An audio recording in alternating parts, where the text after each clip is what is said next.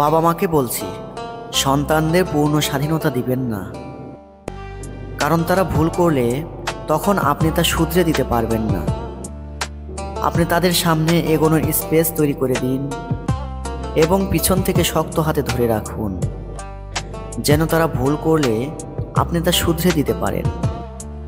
যেমন আমরা যখন কোনো ঘুড়ি আকাশে উড়াই, সুতোটা কিন্তু শক্ত হাতে ধরে রাখি যেন ঘুড়িটা আকাশে ভেসে থাকতে পারে, কারণ সুতোটা হাত থেকে ছেড়ে দিলে ঘুড়িটা আকাশে ভেসে থাকতে পারবে না, কিছুক্ষণের মধ্যেই তা মাটিতে পড়ে যাবে।